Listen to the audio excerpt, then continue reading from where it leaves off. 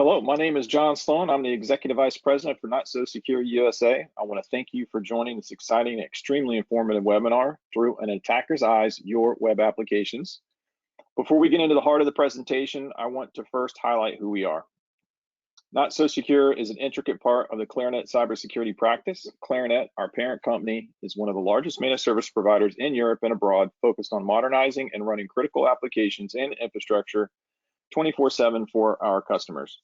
The Claranet Cybersecurity practice has over 20 years of experience in cybersecurity services and training for some of the biggest brands across the globe. We are one of the largest training partners of the globally acclaimed Black Hat Conference, where we train hundreds of participants in cybersecurity every year. What differentiates us from our competitors in cybersecurity is we hack and we teach. Our teachers are our hackers, enabling us to provide the most researched and capable penetration testers in the market.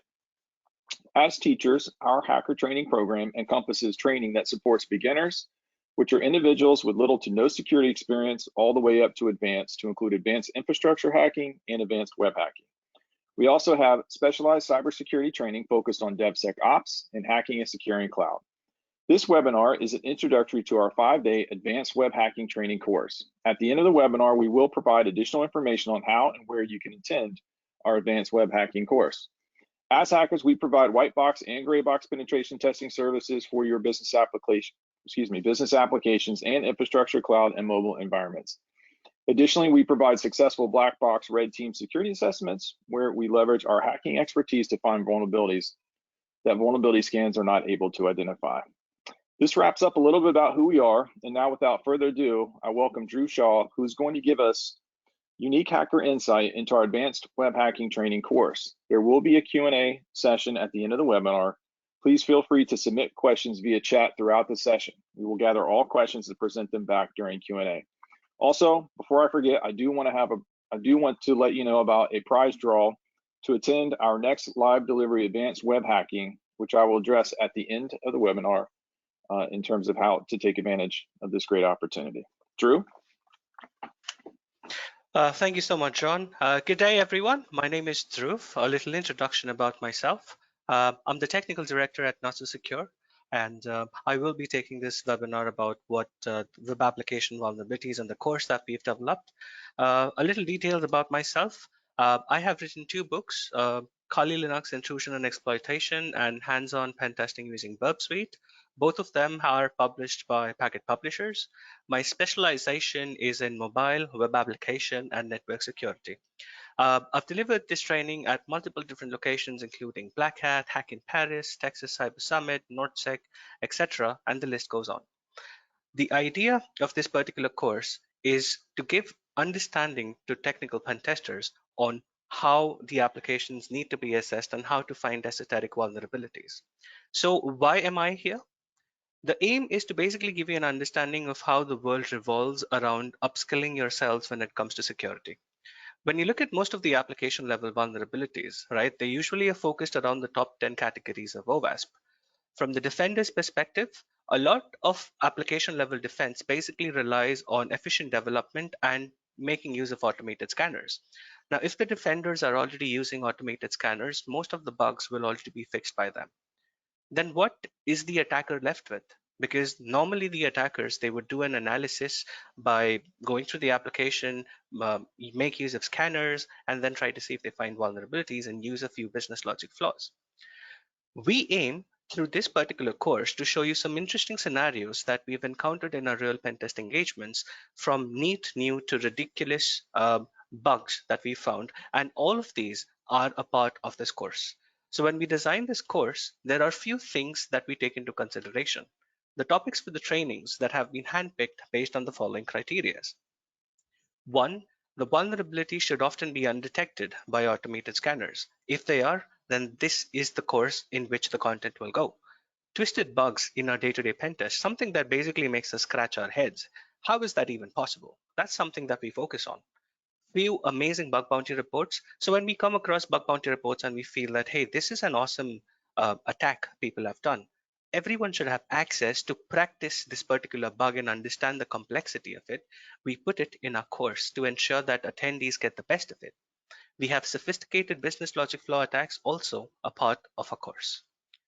Now, Here is the gist of the syllabus. This is part one. The syllabus is of 2 pages. So we cover attacking authentication, single sign-ons, password reset attacks, business logic and authorization flaws, XML, XXE attacks, breaking cryptography, remote code execution, tricky file upload followed by SQL injection, server-side request forgery, attacking cloud environments, attacking hardened CMSs, web cache attacks, and miscellaneous vulnerabilities. Now, the ones that are highlighted in yellow are the ones that I'm going to give you a glimpse about of how we do it in our training, right? So the topics that we'll be taking is SAML authorization bypass, XXE in file parsing, authentication bypass using .NET machine key, .NET serialization attacks, SQL injection to cryptography, and SSRF exploitation. The session will take around an hour, and then we will have a QA session after that. So let's dive in. The first topic of discussion is attacking SAML or authentication. Now, we all know what SAML is. SAML is basically security assertion markup language. It is a SSO-based authentication mechanism where there is one server that manages the authentication of a user, and there are multiple other servers in the backend, which are applications that rely on this authentication server to provide access to resources. Now, SAML is a XML-based format, and this particular SAML XML document is base64 encoded. So in order to decode the packet, or in order to decode the message, you'll have to basically use a base64 decoder and have a look at it. Now, before we jump into the technicalities, it is always important to know the basics, right? So this is how the workflow is. Let me just quickly use a laser pointer. So we are the users of a particular environment. The service provider is a web application, and the identity provider is the actual server that authenticates a user. When you look at a normal process, a user visits a website.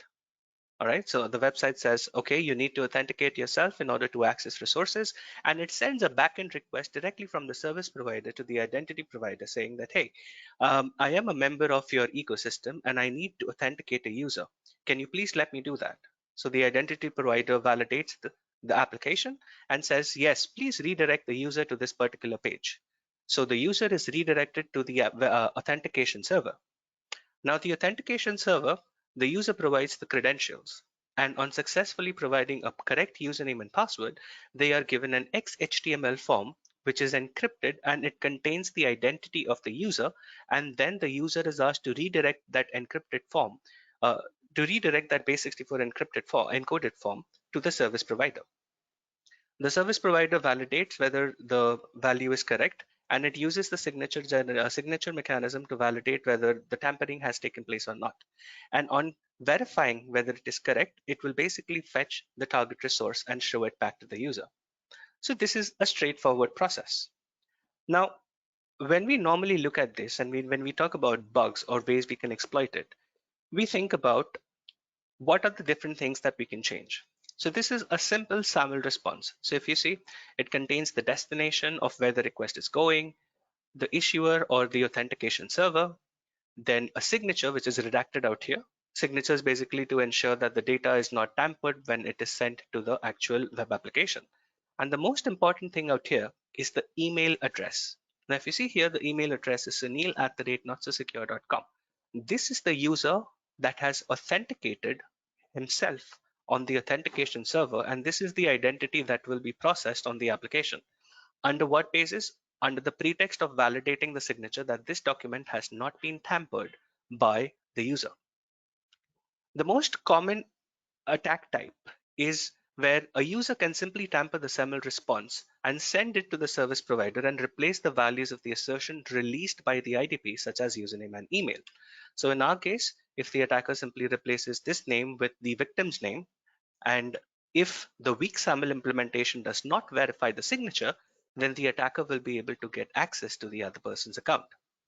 Now, this obviously is a very straightforward flaw, and this does not satisfy as a criteria for our course. But what does? Something like this. So let's say there is a scenario where if you change the email ID, the application validates and says that, hey, tampering was detected on the document, cannot let you access that particular user. What do you do then? In that process, also, there is a bug that attackers can leverage. Now, there's a feature called as canonicalization.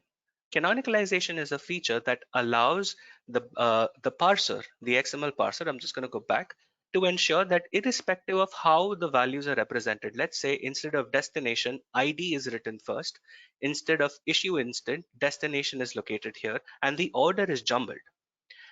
It doesn't matter if the order is jumbled, as long as the information is same. There is no extra word that is added to this particular text. The signature will remain the same. And that's what canonicalization does. It ensures that the signature remains same irrespective of the order of representation, but it will change as soon as a new value is detected. So we are going to bypass or we are going to leverage this functionality to bypass the login functionality. And another thing to consider is the XML parser returns the last child node. That is, if you pass multiple values to an XML parser, it will only take the last value for that particular key value pair. So how do we perform a canonicalization attack? Canonicalization, if you see here, by default ignores spaces and comments while creating the signature. So as an attacker, instead of Sunil at the rate not so secure, let's say that the original user is not so secure user at the rate webhacklab.com.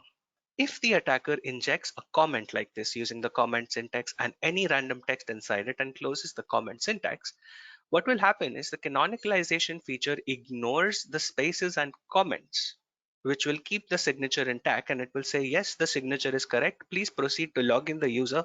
Not so secure. This is a comment user at the rate webhacklab.com. But when it goes to the backend, the XML parser gets three different values. Not so secure as text one, the second is a comment, and the third is user at the rate webhacklab.com. And because XML parser role usually ends up taking the last value of a particular node, it will end up allowing you accessing user at the rate webhacklab.com, which is the victim user. Let's have a look at the demo. So I'm going to play the demo. Now, what you see out here is an actual lab that we have created in our entire environment. So what happens is everything that you see, all the bookmarks that you see are all real world simulated applications that we have created in a secure VPN environment for attackers to practice and exploit different types of bugs. And these are fully functional applications where you have all features, including selection of products to payment gateways, exploiting payment gateways, and going beyond. Right? So let's have a look. Now, this is a top-up application where you're allowed to purchase top-ups. We'll see how this functionality goes. So there's a sign-in with one login option. So I use that one login functionality, and from top-up, I am redirected to the identity provider, that is onelogin.com. Now I provide my username and I provide the password for the actual user. Now, not a John is my account, but my victim is John at the rate webhacklab.com. So let's see after the login is successful. Now, since we are getting redirected, I will capture a burp request. And if you see, this is the base64 encoded response. Now, I'll take this into SAML where it base64 decodes, and this is how the value looks like. And if you see the name assertion, that is not a johnwebhacklab.com is the ID to whom the resource access is to be given. I'll send a copy of this to repeater. And what I'll do is I'll try to change to john at the rate webhacklab.com. Let's see how it works. So first, not a John is the correct user, so it says true. Now let me edit that particular field. I'll say john at the rate webhacklab.com. Now if you see, it validated and it said, hey, there is a signature mismatch, there's a change in the context, I cannot let you sign in. Now let's see what we can do with this. So we go back, we leverage the canonicalization feature and add a comment because canonicalization ignores spaces and comments. And if you see, it said, okay, John Webhacklab is a correct user. Now, we can simply view this in the browser by simply requesting in browser and pasting the request in the browser. So I'll drop the original one and I will push in the one that gave me a success response. And boom, we're logged in. So you see how a small functionality, because of using default configurations, an attacker can use these methods to bypass this, and automated scanners will not be able to find these. Now, let's hop on to another one, XXE, that is file parsing. Now, we all have played with XXE vulnerabilities, right? But what we've done is we've always played it with environments where we see that the request contains an XML content type. Now here's something interesting. You can also perform XXE attacks in a file upload functionality containing a very specific set of file types that are allowed to be uploaded. Now, Open Document Format is an XML-based file format, and there are many members of this ODF, and the most famous ones being DOCX and PPTX. Document files, presentation files, and Excel files are used numerously in all the applications that you come across in your day-to-day pen tests. These files are nothing but a collection of zip files and they're represented by the Open Document Format. So this knowledge gives rise to the possibilities of exploiting XXE bugs in file parsers. So what a user can do is a user can find out if there is a particular value from a document which is being read by the application and shown back to the user. How? Like for example, something like this. Let's say there's a simple document file. The attacker can open the document file, access the XML content, edit the values, and see whether they are being reflected on the application that processes that particular document and shows the response on the web application. So inject the payload, upload that document, and view if the application is vulnerable to XXE or not. Let's check this out, shall we? So there's another application called the shop.webhacklab.com, which is a shopping website where you can purchase products. Now, within this, there is a functionality. So let's access the career functionality. It says enter your first name, last name, mobile number, email address. You can spam in any values. And let's say I want to upload a doc file. So I'll go to a doc file called as resume.docx, select a few values and click on upload. Now, if you see here, details uploaded successfully, and in the top left, there is something that reads title, my title has been added. Let me show you what's happening. Let's do an analysis of understanding where did this my title come from.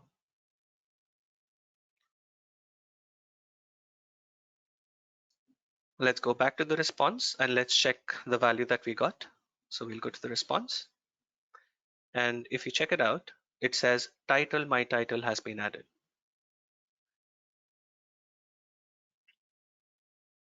So we'll go ahead and have a look. Now, the resume.docx file that we uploaded, as I said, it's a part of an ODF format. You can open it in a VI editor and see the entire contents. And this is nothing but a collection of XML files. Now, what we have to do is find out which particular file was that from where it fetched the content. And in our case, it is core.xml. Now, within the core.xml, if you see, there is a node called as DC title, my title. So this is the place from where it took the value my title and showed it to me on the screen. Now, since these are nothing but XML files, you can actually push in your XXE payload within this particular document. And instead of my title, you can reference the variable in which your content can be stored. Let's check this out, how this can be done. So I have another file called as resume2.docx. And if you go back to the core.xml, you'll see that there is a XXE payload within which there is an XXE variable doing an external entity reference by the keyword system and fetching the content of etc parsewt from a Linux system, and then it is being called in the DC title node as a variable reference. Okay, so we'll go ahead and we will upload this document and see what happens. So let's quit, let's close this. Let's go back to our browser. Let's go back to the career section. Fill in some details. Mobile number, provide an email ID, spam a few LinkedIn and Twitters, and upload the resume2.docx. Fill in some details and upload. Now, if you see the resume uploaded successfully in the backend, title, and it referenced the content of xxe variable that we have created, and it showed you the content of etc parswd, right? So if you go to burp, you can check out the values as well. So you go back to the responses, take the last value, check responses. Let's scroll to the bottom, and here's your entire content of etc parswd for reference. Right, so this tells you that even if there are file upload functionalities and you come across file types like docx, xlsx, pptx, and if the application is reading the content and displaying it to you on the screen, you must try out xxe attacks in file upload functionalities too, right? So classic different attack vectors which we have in our class. I'm sure you guys are gonna love it. The other interesting one is something that we do in our research. So NotSoSecure does a lot of research, and we come up with our own set of tools and we share them with everyone in the security industry. One such tool is something that we released when we came across a .NET machine key authorization bypass. Now, before we jump into the authentication bypass of machine keys, let us first understand what machine keys are. Now, machine keys are basically keys used in .NET environments, which are used for providing encryption and decryption functionalities of form authentication, cookie data, view state data, etc. in .NET environments. What you do is in your web config file, you specify a machine key, which looks something like this, where you have a machine key, you specify the validation key and the decryption key, and you give the algorithm types as well. What are the different things in .NET that are dependent on machine keys? You have authentication tokens, web resource, script resource, view state, CSRF tokens, password reset tokens, role cookie, membership passwords, etc. Now, here's what will happen. Let's say there is someone, a developer, who has to meet their deadlines and is creating a web form. A web form is something where you have to host multiple servers containing the same application fronted by a load balancer to ensure that the application is distributed evenly and the CPU utilization is managed properly and the application works flawlessly. Now, if a developer simply gets, let's say, 5, 6 different servers, hosts the application on all of them, and starts putting it behind the load balancer, when an application, when a user accesses the application, the load balancer, let's say, chooses either one of the servers. What will happen is every server by default will have a different machine key because the developer has not specified that beforehand. Now, because of that, what will happen is the second request or the third request will simply fail because the decryption token is different for a different server which is behind the load balancer. In that case, the developers, what they will usually do is they will go to the documentation of the authors of that particular service. So let's say someone says, hey, I'm having trouble shooting the form authentication because it's giving me an error. Now, here's the common mistake that kind of made us realize that a lot of people fall into the trap. Carefully read this out. If the scenario involves a web farm, which is multiple servers hosting the same application behind a load balancer, then machine keys should be same across everywhere. This is the information knowledgeable part. The mistake: use below machine key to maintain the consistency on all the servers of the farm. What a developer will do is, because they don't know what this really does, they will get an idea that, okay, this is for encryption, decryption. I'll just take this key and paste it on all my servers. After doing that, it works flawlessly. This is the first option. The second option is which we all use, Stack Overflow. Let's say someone came up saying that, hey, I'm having problems with an anti-forgery token in .NET. What should I do? It's like, hey, you should specify a machine key in your web config. Check this out. Check this as an example. And there are so many people who have upvoted, which means a very high possibility where a lot of people simply copied this information and pasted it in their web servers. And if you look on GitHub, there are almost 200,000 results, which is a huge number. Now, what if I tell you that we basically created a tool that scans for machine keys which are exposed on the internet and creates a repository of it? And then we use that tool to basically break into applications without even testing the application. Yes, that's right. Because if an attacker gets hold of these machine keys, the attacker can create his own authentication token and access the application. It's that scary. Let's check it out with an example.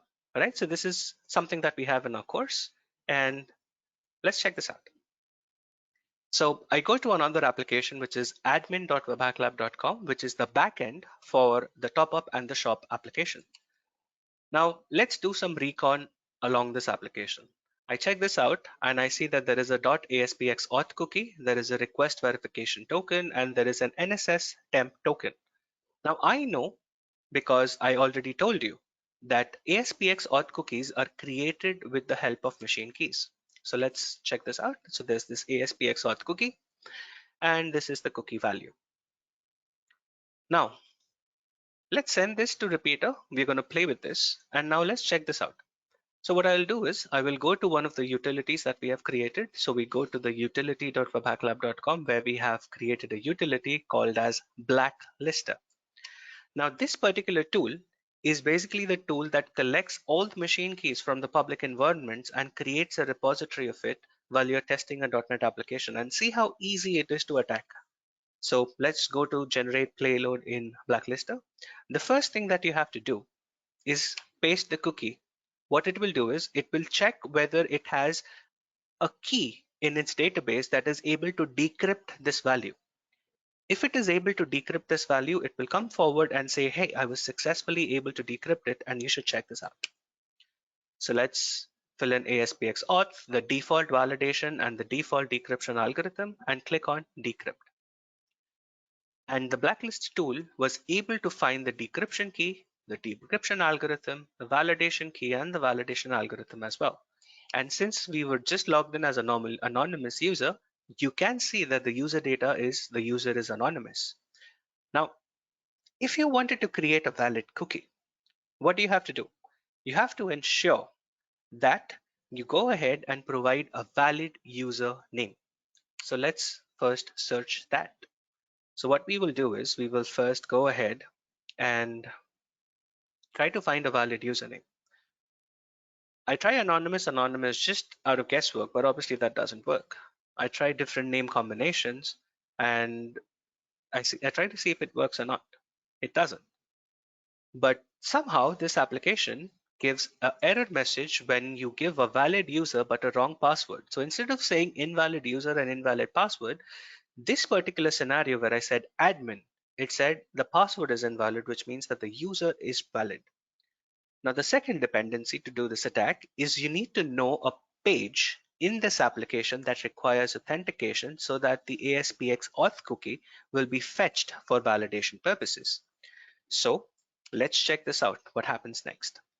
So you can use tools like Directory Buster, Go Buster, etc., or you can navigate commonly known folders to see if there are any pages that require authentication.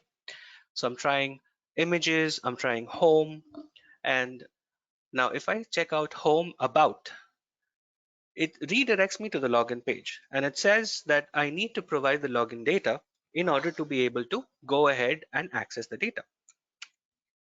So let's see what happens next. I go back to my Blacklister utility. I click on edit the cookie and I say, hey, I found out a username that is admin. So please create a cookie for the admin user. You see how dangerous this is? When I clicked on encrypt, it created a data for me. This is the cookie for the admin user. Now what I will do is I will try to access the home about page, intercept the request in burp, and simply replace the cookie with the one that I have created and forward it to the application. And when you look at it, wait for it, there you go. You're logged in as an administrator. You see, I didn't even pen test the application just because the developer accidentally copied a publicly leaked .NET machine key. A tool like Blacklister, which we've published with our research, can be leveraged to do this type of an attack. So you see, let's say you want to see different details, like let's say you want to see users of this particular environment. You simply replace the cookie and you can fetch all the user data, the contact number, the lockout time, membership, is admin features, and everything. So this is how an attacker can leverage machine key bypasses, right? So it's a very interesting concept. Again, automated tools will not be able to figure this out. It's all by your skill sets that you need to develop or upskill yourself in order to find these types of attacks. Then we come to insecure deserialization in .NET. Now, what is serialization? We've all seen a lot of serialization things happening on the internet.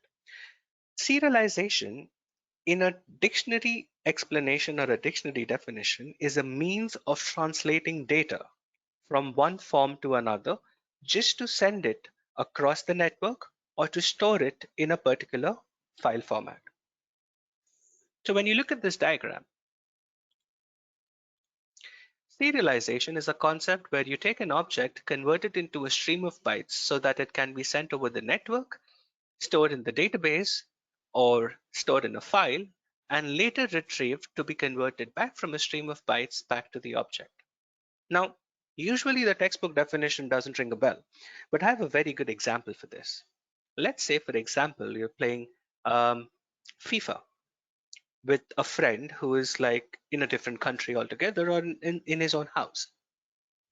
Now, when you're playing this game in the backend, there's a lot of serialization and deserialization that is happening. How? Let's say you selected a player who has the football, and now the player is running few steps forward, and then he dodged a person, then went few steps to the right, and then kicked the ball towards the goal. Now the process of walking few steps forward, dodging a player, moving few steps to the right, and then kicking the ball towards the goal, these are all different objects. So what will happen is all these objects are converted into a stream of byte sent over the network to the other player whom you're playing with in real time. Convert these stream of bytes back into the object, which means the first object converted is the person has the ball. The second object converted is moving few steps forward. Then the third one, that is dodging the person. Then the fourth one moving to the right, and the fifth one kicking the ball towards the goal. And the process goes on, right? So you'll be able to map. Now, what was the problem because of which deserialization attacks became prominent? The reason deserialization attacks became prominent because the other end had no idea which method is going to be called. The player could have moved left instead of right. Then there would have been a method of left in the stream of bytes. So the deserialization endpoint has to rely on anything that comes from the other end because it is an unexpected input. And because of this unexpected input mechanism, the attackers can create their own set of payloads trying to access some other features which should only be accessible to a developer instead of the user of that particular product. And that's exactly what deserialization attacks are, and they lead to remote code execution.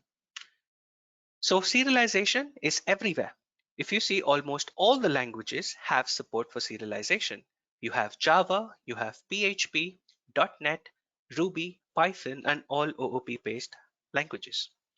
Almost all of them have had bugs in deserialization routines, which resulted into remote code execution, and few of them have blatantly gone ahead and said, hey, I'm sorry you were using our library, but we are not able to fix this because we did not anticipate this type of a problem, and this is not patchable.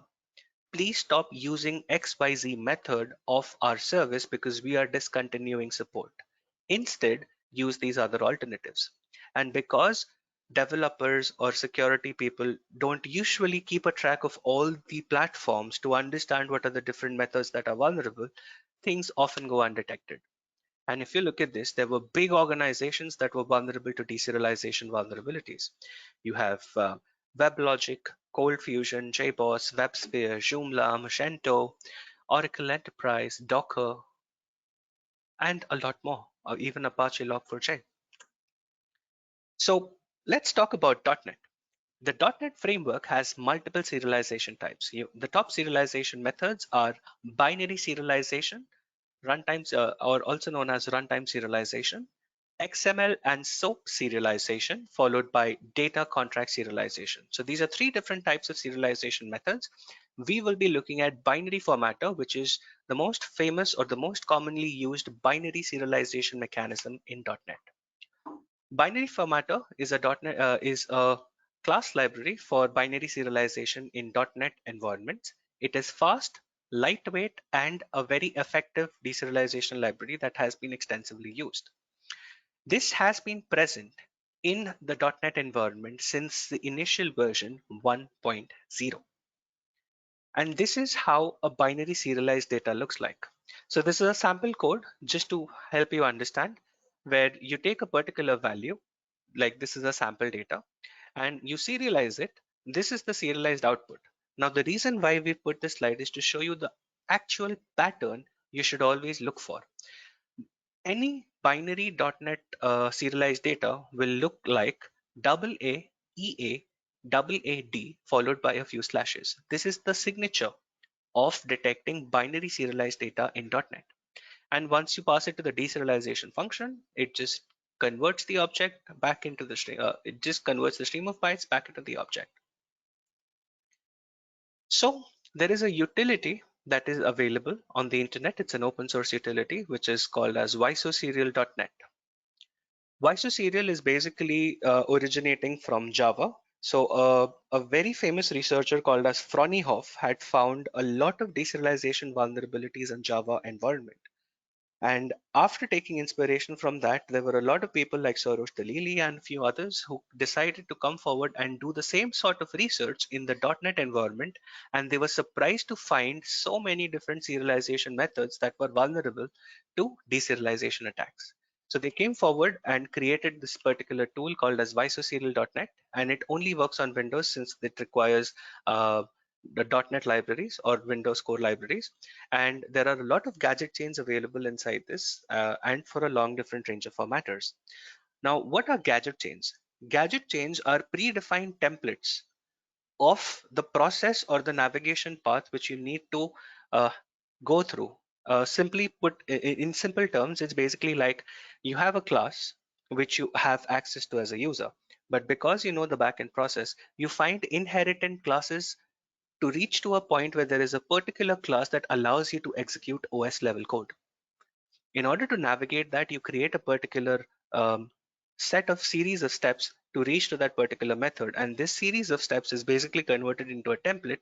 So you simply provide the command that you want to execute, and this particular gadget chain will take that template, formulate your command, and push it inside the template so that you can use it as a payload. Let's have a look at it as in the example. So I go back to the admin application, and if you see, we checked out ASPX auth, right? And we did see NSS temp, but we never knew that it could be vulnerable.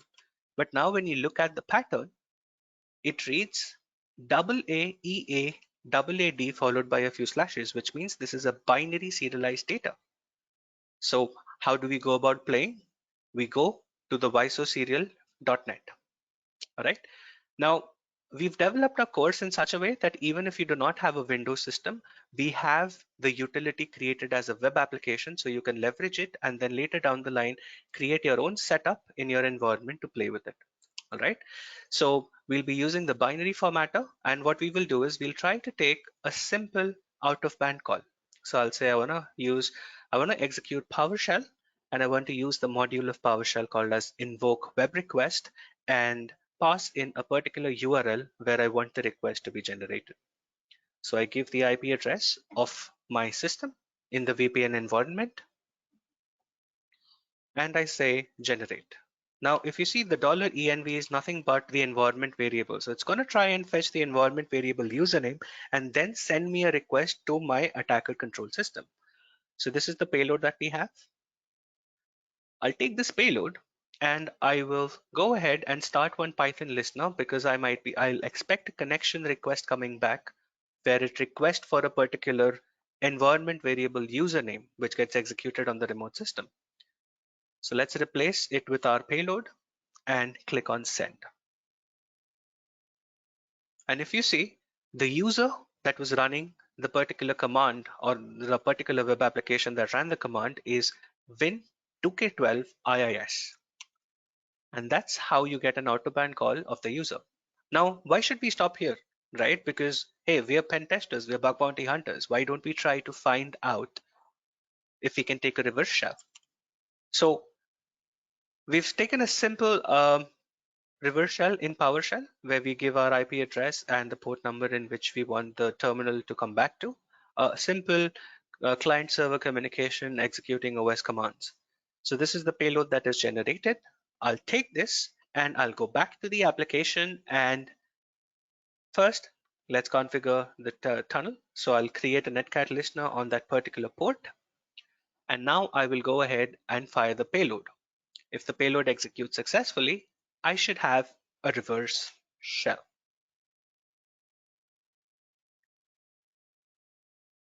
Interesting. So if you see, we got a reverse shell and now I can execute commands, right? Now, the idea to understand is always keep an active eye on everything that the application communicates.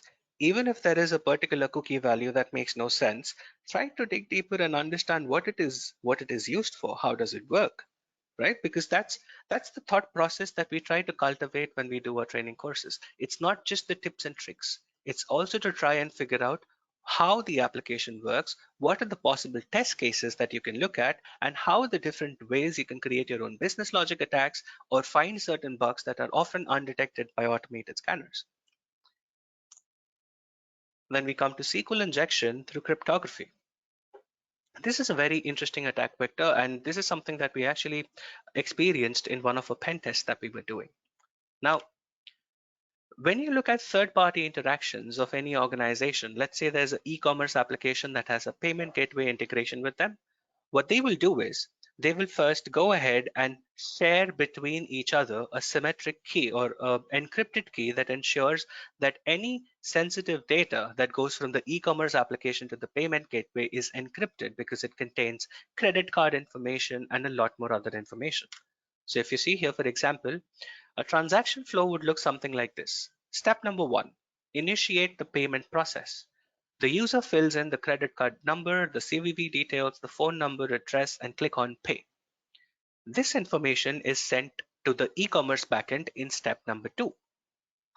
Now the e-commerce backend, because it has a pre-shared key between them and the payment gateway, they will take this key, encrypt this information, and say that and give it back to the user, saying that, hey user, please take this encrypted data and pass it to the payment gateway.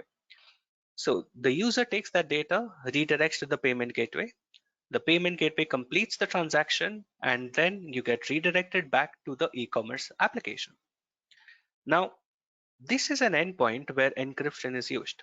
Now, if I was to ask someone to pen test this particular endpoint, the best that people would do is try to see if they can replay a particular blob. But you can't perform a full-fledged SQL injection, IDOR, or any other vulnerability test case in this particular situation. Now, in that case, what would happen is usually the test cases would exhaust. But a very interesting thing is that because of the most famous term, human error, there's a very high possibility a developer might have accidentally used the same key for some encryption or decryption function within the application, because maintaining two different keys becomes a difficult task. Now, in that situation, if the attacker is able to find any other endpoint that accepts clear text values and returns encrypted values, then the attacker can take that endpoint, create all the malicious payloads for their test cases, and then take these newly generated payloads and test the payment gateway. So you see, it is possible to pen test cryptographic endpoints as long as you have complete knowledge of the application, and if you are able to find an endpoint that takes plain text input and responds with encrypted values. Now, with that said, in SQL, one of the most important thing is how to exploit blind injections. So I will be showing you a scenario where we are doing a cryptographic attack over a blind SQL injection. Right? Now, before we jump into that, just wanted to give you a little context. Blind injections are often difficult to find because the application does not reveal much information about the application's response. Now, different SQL platforms like MySQL, MS SQL, they all have different inbuilt functions which can be used to identify and exploit SQL injection vulnerabilities. One example in MS SQL is master.sys.xp_dir tree. Now, this particular stored procedure is actually used for listing files and directories on system or even on a remote system. So if this process or if this procedure is accessible to someone who is able to perform a SQL injection attack, then they can make an out-of-band call using a pre-built function that is supported via the MS SQL platform. So what the attacker will do is, in this particular cryptographic attack, the attacker will capture the initial request and craft multiple different requests or different payloads and receive their encrypted form, and then send these encrypted data to the second application or the other endpoint and perform the attack. Now, one interesting thing that I usually tell a lot of people out here, if you are pen testing the same organization, and there's a very high possibility that there would be a same developer between multiple different applications hosted. So if you find this bug across one application, you can simulate this bug across all the other applications, because there could be a possibility, just to save the headache of maintaining multiple keys, the person might have used the same keys at all the platforms. So let's go ahead and check this out. So the first process is to identify a clear text input returning encrypted values. So here in this case, if you see, we are going to a top-up functionality and applying a voucher code. Let's say I just give a random voucher code called as test123 and try to see the data. I'm just going to ensure that I capture all the response. So the request that I'm sending is with the code test123, and there's a signature to protect that endpoint against brute force. And the response that I get is a base 64 encoded value, which might be encrypted or might not be. Let's push this to decoder. And if you see, it's not making sense, which means that there's an encrypted value that has been encoded. So I'm like, all right, so this is an endpoint that accepts clear text input and gives me a response of an encrypted string that is base 64 encoded. All right, I'll make a note of it, move forward.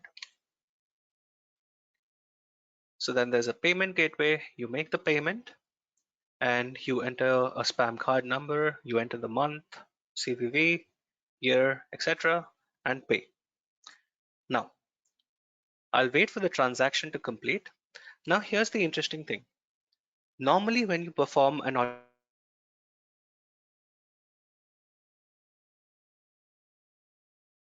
only the application scan, what will happen is you end up scanning application and URLs that are available via hyperlinks. That's how the scanner spiders everything and tests everything, right? But there are many applications that generate new links only after a process has been completed. Like for example, this. Only after the payment process has been completed, there's an email that is sent to the user that contains a link that is vulnerable to SQL injection. So let's check this out. All right, so this is the order. Now what I will do is I'll go to my email and it says payment received and order confirmation. So payment received, it gives you the details of the payment and the transaction ID. And in the other one, it gives you the order confirmation. View now. So when you click on that, there's a new link that is generated, and shop order transaction ID is equals to encrypted value.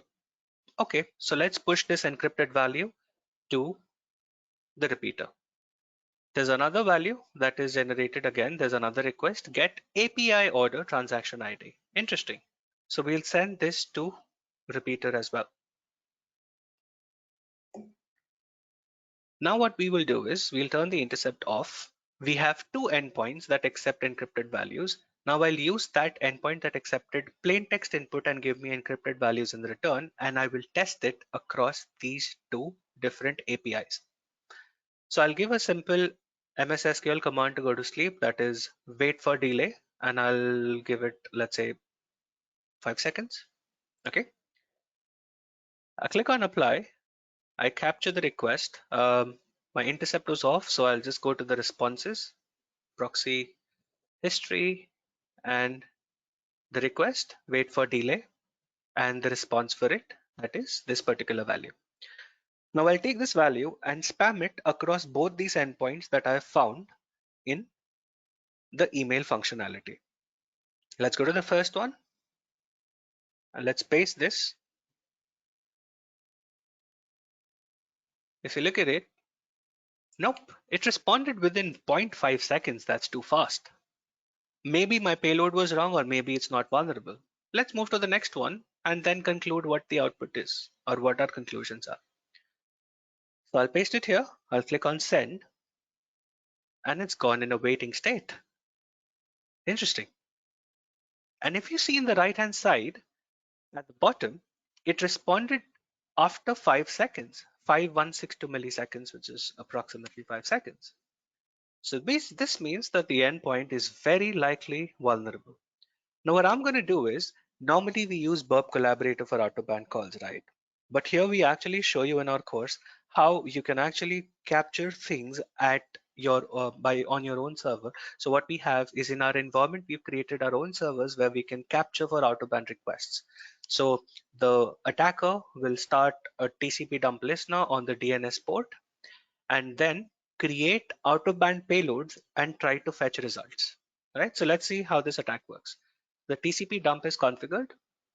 Now we'll create new payloads to send out-of-band calls via the dir tree stored procedure and fetch some data. So the first thing that I'm going to do is I'm going to validate whether an out-of-band call is possible or not. And this is a unique web domain that is made available to each and every user so that they can leverage out-of-band calls. So this is the first payload where we are fetching an out-of-band call for user10.webhacklab.com. That is me. This is the payload that is generated. I'll go ahead, use this payload and push it in the vulnerable endpoint and click on send. And I get an out-of-band call, which means that this endpoint is vulnerable to a cryptographic SQL injection, cryptographic SQL blind SQL injection, right?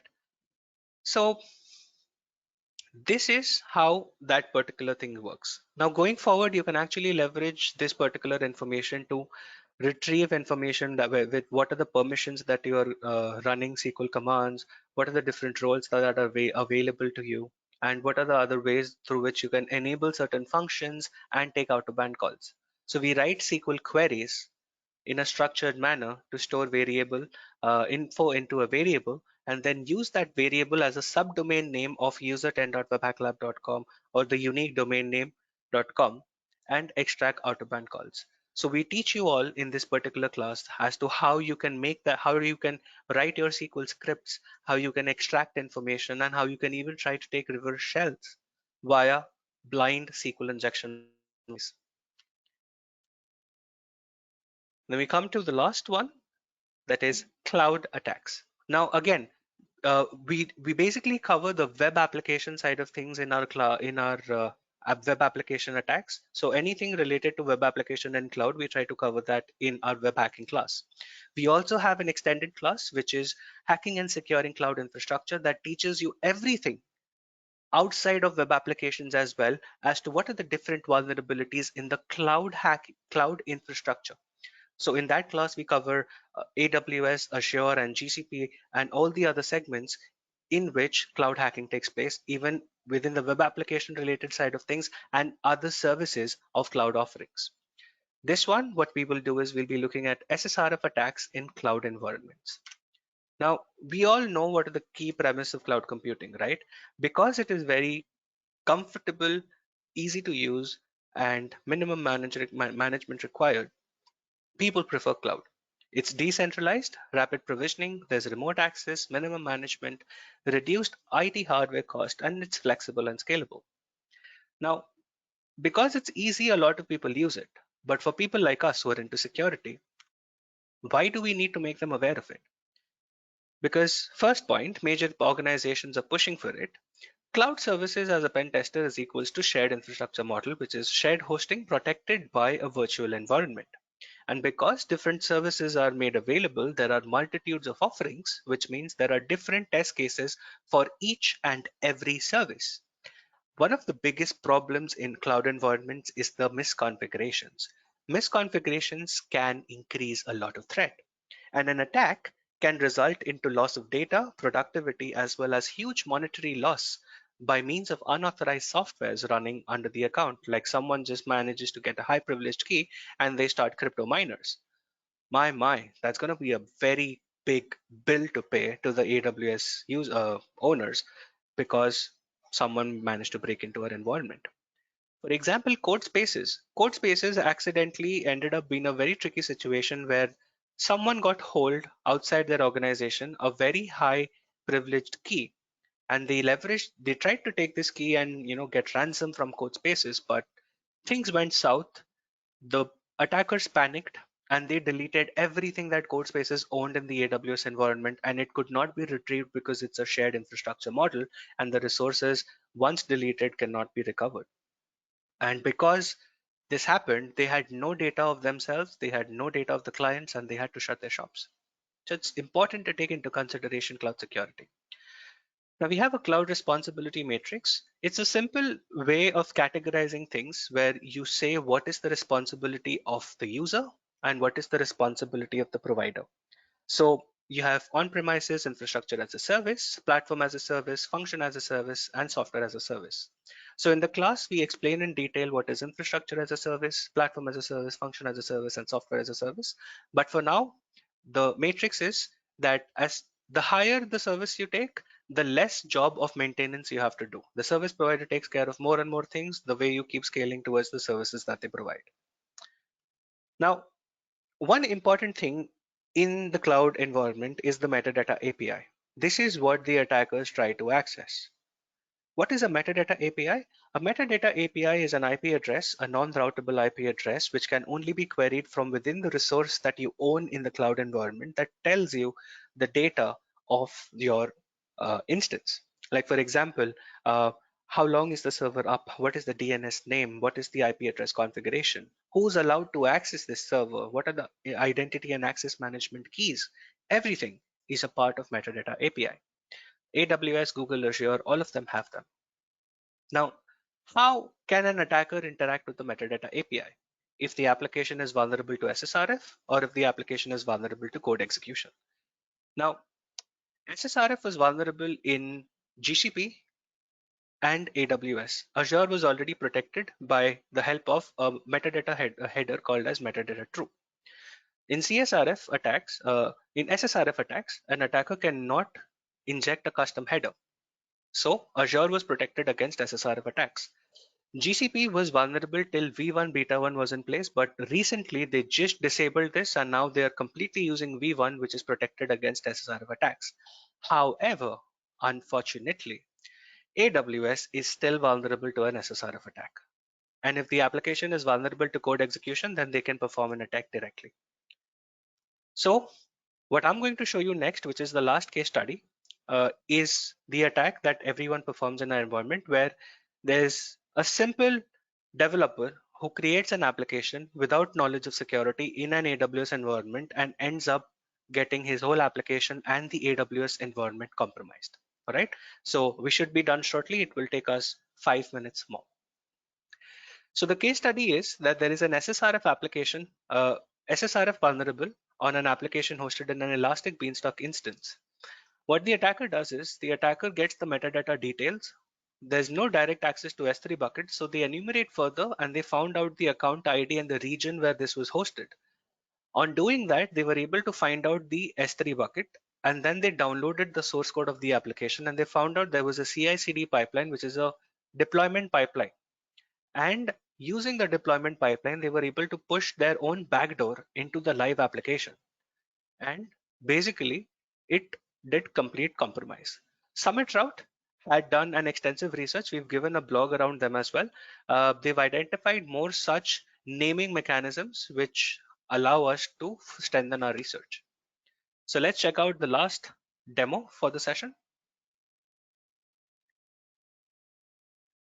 So this is an application that is vulnerable to SSRF, and if you see there's a SSRF URL, there's a normal URL doc parameter, and it says, oh, you use cloud computing, you must be so secure. So let's go ahead and check one thing. Now there's a page called as server status page, which is not accessible publicly. It can only be accessed from an internal system, right? So if I wanted to check for SSRF, what I would do is I will capture this request and try to access the server status page by editing the value in the doc parameter to localhost. So I will go ahead and say http://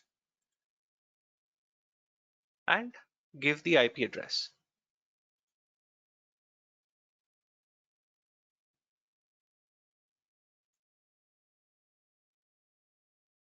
All right. All right. So IP address and then server status page and click on send. So I'm able to see the server status page.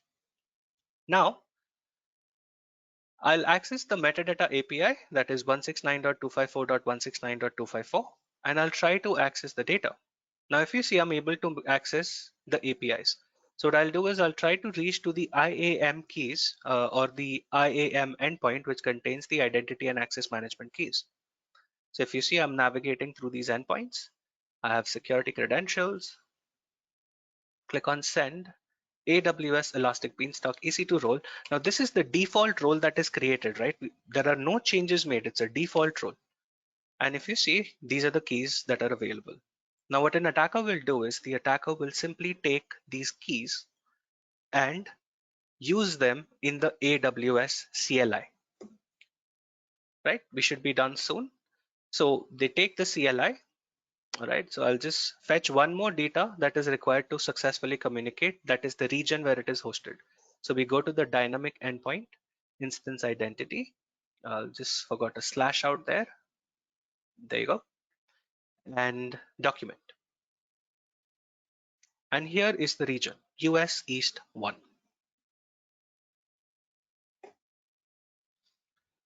I'll go ahead and configure the environment. So we have AWS CLI installed. I'll just create a few environment variables. Should take some time.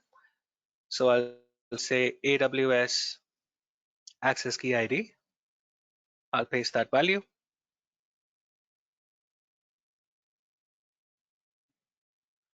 Then I'll push in secret access key.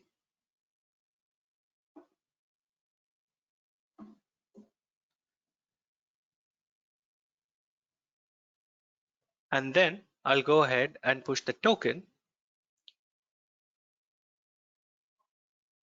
Right, let me just copy this and copy and paste.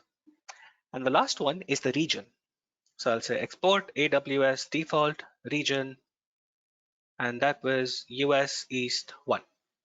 Now to verify whether the key that I have is correct, I will simply say AWS secret token service get caller's identity, and it will see whether this IAM has a role or not. So it goes ahead, takes some time, and it says, yes, your account number is this, and this is the role that you have, that is Elastic Beanstalk EC2 role. When I do an AWS S3 bucket list, it says access denied because you don't have permissions. Now, usually attackers get stuck out here, but because they are not aware of the naming convention, they cannot go further. But as I said, there were different ways in which people found out naming conventions. This is one of the ways that you can use. So you have to say AWS S3 LS, S3 Elastic Beanstalk hyphen the region hyphen the account number, and then press enter. This will give you the S3 bucket that is associated with that particular IAM, whether it exists or not. So you go into the SSRF. Let's just have one folder in which we will do this attack. So I'll say mkdir SSRF test. And within this, I will try to download all the content of this particular S3 bucket. So I'll simply say copy, and in this particular folder, recursive, enter.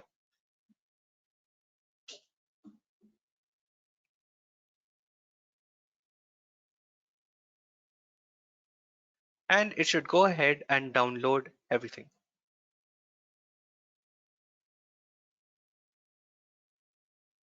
Right, so if you see, it's downloading a bunch of stuff. Now, if you go ahead and list it, let's go ahead, check this out. There's a file called as document.php, which is exactly the same file which we found in the application that is vulnerable to SSRF. So this zip file is nothing but a staging environment zip file. Interesting. And when we downloaded the stuff, we also saw that it is a CI/CD pipeline, right? When the downloads happened, it showed it was a CI/CD pipeline. So what we will do is we will take a web shell, all right, and we will put it out here and push it inside the zip file and upload the zip file back to the server, and then go to the application to see whether the web shell is uploaded or not. All right, so this is the step that is left. Let's check this out. So I appended the file and I simply say AWS S3 copy this particular zip file back to the S3 bucket and enter. Now, once we come back to the prompt, the file should be executed. So let's try to access the web shell 007. All right, so I'll say web shell 007 and I'll hit enter. Not found. Here it says it has been uploaded successfully. Now the thing is, when you use a CI/CD pipeline, it does not happen immediately. And this is what pen testers often miss out. It takes some time for the CI/CD pipeline to execute. So you'll have to wait for a few more seconds to check whether this works or not. So I try again, not accessible. Try again, not accessible. Let's try one more time. And now that you see, our web shell is accessible and I can execute commands here itself. So I say ifconfig cat etc pass wd, and I have all the output. So I've successfully uploaded a web shell in a default application in AWS vulnerable to SSRF. It can be that crazy. So it is always important to take care of cloud environments as well and take into consideration the IAM keys and the permissions that you grant on that when you're hosting an application in cloud environment. With this, I complete all my demos just to give you an idea of how our course is designed to specifically focus and help pen testers and bug bounty hunters find the right track, get the right mindset, and understand what the different test cases that can be done without the help of automated tools. So with that said, I'd like to hand this over back to John, who can take it over for the training dates and other information. Yes, Drew, thank you. And I know we're pressed for time. Before we get into a quick Q&A, as previously mentioned, this webinar is a precursor to our 5-day advanced web hacking training course. These next few slides provide a list of our upcoming remote training courses and informative webinars. Following this webinar, we will be providing additional information via the email that you have provided. As I mentioned in the beginning, there is a special bonus for attending this webinar. Just by speaking to one of our team members about your training or pen test requirements, you can become eligible for an opportunity to win a free place at our next live remote delivery advanced web hacking training course. To arrange your call and gain entry to the prize draw, please email us at contact@notsosecure.com.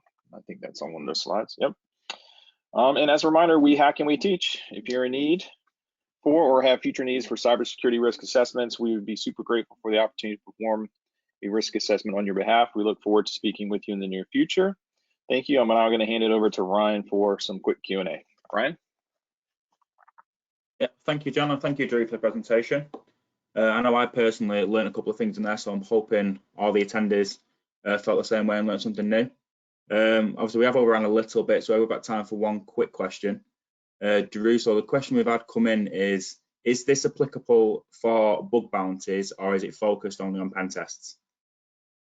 So this course is designed to focus both on bug bounties as well as pen tests, but the idea revolves around the fact about how you can find bugs that are usually not detected via the automated scanners.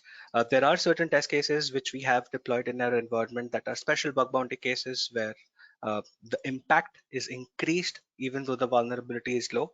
So yes, it is focused for both pen testers as well as bug bounty hunters. Perfect, thank you for that. So we have had another question coming as well, but what we'll, I might as well just fire it through quickly actually as well. So if this training is 5 days, do we get time to practice afterwards? Yes. So what we've done is we've curated this environment in such a way that we give you as much as good information within 5 days and also let you practice in those 5 days itself. But there could be time because it's information overload. You could be in a position where you're not able to catch up with the other topics because it was just information overload. So we give you an extra 30 days of class to go ahead and practice everything, and we also provide you an extended support where you can reach out to us via email or other mediums of contact, and we will help you, give you walkthroughs again. And we also give you an entire student pack which contains the slide decks, the answer sheets, the cheat sheets, the steps to do the attack, the different learnings from each and every attack as a giveaway in every course. Great, thank you for that. That is all the questions we've had in today. Obviously, if you do have any other questions, we will be sending out this slide deck and this recording to you all tomorrow.